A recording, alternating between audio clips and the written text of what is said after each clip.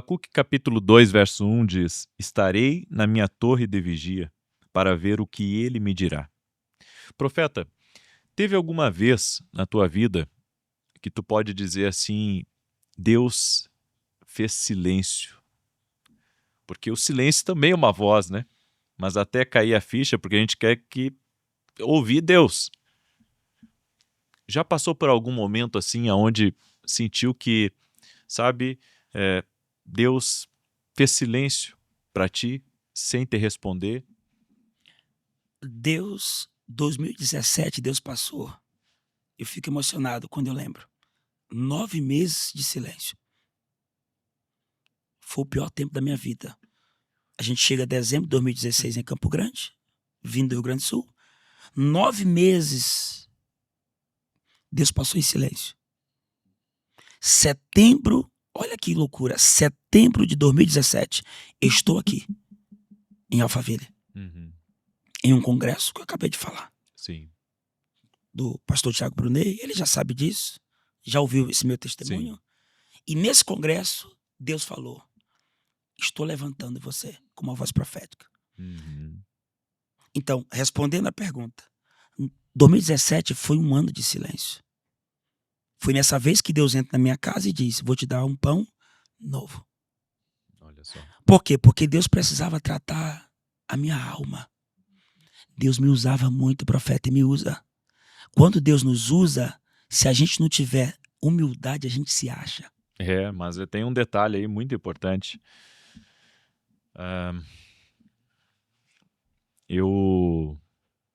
Isso é uma coisa assim que eu tenho muito para mim. A gente não está preparado para algumas grandezas de Deus, enquanto Deus não talhar e não trabalhar na gente. É verdade. Tem coisas que eu estou vivendo hoje, mas que eu tive que aprender. Tive que aprender primeiro. Por exemplo, hoje, agora pela manhã, a gente estava conversando, eu acordei 4 e pouco da manhã hoje, para primeiro fazer o meu devocional, porque eu sabia que hoje meu dia ia ser punk, né? Porque depois desse podcast, hoje de noite eu ministro lá no Silmar Coelho, de noite, na igreja aqui em São Paulo, e eu tinha 5 programas para gravar para a TV hoje pela manhã. Meu Deus. Fora as minhas 3 lives no YouTube, mais o podcast de hoje. Pai, eu tô cansado só em ouvir. Então, assim, eu tinha muita coisa, então eu tive que acordar muito cedo hoje de manhã para preparar as palavras, ter o meu devocional com Deus para depois 6 da manhã começar e não parar mais. E o que acontece? Deus me preparou para isso. Porque antes de eu gravar para a TV, eu fiz 10 anos de programa de rádio. 10 anos de programa de rádio que eu tive que fazer. E assim, na rádio, eu tive que aprender a fazer o que eu faço hoje, que é ministrar a palavra, me comunicar com as pessoas, aprender a ministrar mesmo sem público na minha frente. E isso me trouxe um conhecimento, uma experiência muito boa. Também tive experiência como pastor de igreja, com liderança, aprendi a lidar com as pessoas e não apenas a lidar com pessoas boas, mas pessoas más, divisão na igreja. Meu Deus. Lidei com tudo que é tipo de coisa para estar hoje aonde eu estou. Ou seja, Deus nos prepara, mas sabe, quando o Senhor me chamou para o ministério, a gente já quer de imediato estar lá aonde Deus mostrou. É isso aí. Só que a gente não está preparado para viver certas coisas. Então, eu vejo que a preparação para viver a grandeza, ela é tão importante quanto você está vivendo a grandeza. Porque senão a gente pode colocar tudo a perder. Exatamente. Eu costumo dizer o seguinte: comparado a Jesus, Jesus se preparou 30 anos para 3.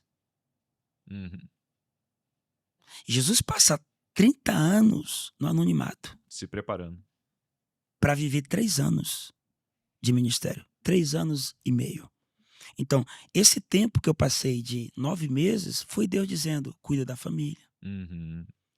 Porque Deus falou com o meu pastor que eu estava proibido de viajar para fora do estado, Uhum. pregar domingo à noite.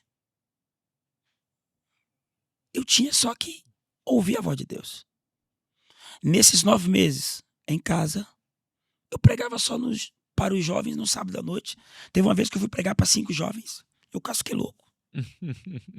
Era Deus tratando o meu caráter, o meu eu, dizendo, ó, me pulindo, me lapidando.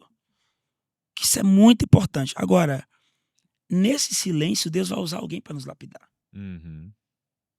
No silêncio do profeta Elias, Deus manda anjo. Uhum. Agora, no nosso silêncio, Deus vai mandar pessoas para nos tratar. O nosso pastor, o nosso líder, amigos. A gente não quer ser polido, profeta. Só que eu acho que a gente não entendeu ainda que só um diamante pode lapidar outro diamante. Uhum. Isso aqui é muito interessante. E um detalhe, para algumas coisas que Deus vai abrir para nós, a gente tem que estar preparado. Perfeito. Porque tu não pode envergonhar, tu vai ser um embaixador. Uau. Não, muito interessante isso. Então, assim, eu creio que a gente passa por algumas experiências, Deus nos faz passar por certas coisas para que a gente aprenda a se posicionar. É por isso que eu acredito que o nosso crescimento, ele depende também da nossa preparação. É isso. Se a gente não se submeter a uma preparação, né, até de caminhar junto. Por exemplo, eu tenho mentores que eu caminhei com eles 17 anos. Olha aí. 17 anos caminhando com mentores. 17 anos aprendendo. 17 anos sentando para ouvir. Se submetendo. Porque sem isso, tu não te prepara. Tu não está pronto, né? E eu digo mais, quem senta numa mesa e que não senta para ouvir, não está preparado para falar. Tu tem que aprender a sentar numa mesa só para ouvir. Até chegar a tua hora de falar. E quem não sabe isso aí, não está pronto. Vai sofrer. Existem 3 tipos de mesa, profeta. 3 tipos de mesa existem. A mesa que você ouve, a mesa que você vai ensinar e a mesa que você vai ter que sair dela. Uhum. Essa é forte. Você tem que estar numa mesa para ouvir, noutra mesa você vai ensinar e vai ter uma mesa que você tem que correr dela rápido. A primeira vez que a gente se viu, aquela mesa foi para eu ouvir. Eu só ouvi. Não abri minha boca. Porque aquela mesa eu tinha que o quê? Ouvir. Sim. A gente estava se conhecendo. E homens de Deus, como o senhor, fazem leituras rápidas de pessoas. Sim. Um comportamento errado na mesa, você fecha uma porta para sempre. Exatamente. Porque a primeira impressão é que fica. Então tem pessoas que eles não entendem que existem 3 tipos de mesa. Vai ter mesa que você vai sentar, vai passar a noite toda, o dia todo, a tarde toda, a manhã toda, mudo. Outra mesa, você foi levantado para ensinar. E tem mesa que você nem pode estar nela, você tem que fugir dela rápido, porque senão ela pode fechar portas também. As más companhias corrompe os bons costumes.